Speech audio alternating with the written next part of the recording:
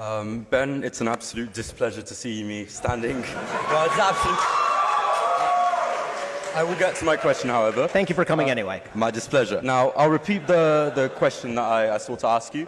You have recently been discussing a lot about the history of the occupation of Palestine. I will call it that. I know you will oppose that, but I will call it that. The occupation of Palestine. The whole thing, right? Just to be clear? The entirety of Palestine. Thank you. You may accuse me of genocide if you wish. That is not my position. Sure, and I will, but go ahead.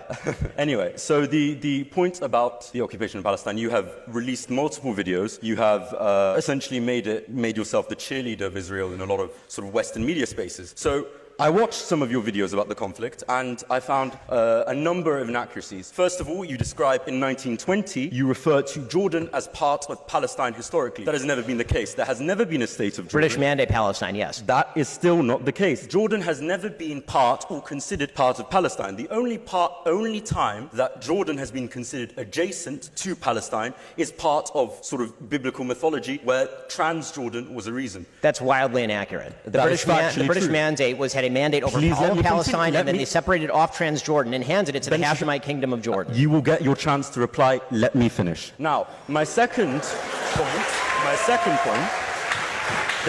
point that you have phrased constantly and consistently, and it's quite a popular Zionist talking point, is the fact that the Arabs have rejected peace every time it was offered to them. Now, I would like, of course, there's been multiple times where peace has been offered, so let's discuss some of them. The Peel Commission. The Peel Commission entailed expelling multiple Arab families and multiple Arab communities, largely agrarian, from the land in order to create a Jewish state under a colonial authority. Now, I understand, of course, you are a Zionist, so you believe that's desirable. For the Palestinian farmers, I can imagine they would not have enjoyed that. Number two, you mentioned that that after 1948, the Arabs had the chance to negotiate and make peace with Israel. Apart from the fact that in 1956, Israel invaded the Sinai in Egypt unprovoked purely due to the fact that President Nasser nationalized the Suez Canal. Then you claim that the 1967 war was a war of extermination. But if you will read any trusted and respected historian over the 1967 war, and perhaps you may even decide to read some of the books of Moshe Dayan about the actual conflict, where he describes that Israel actually provoked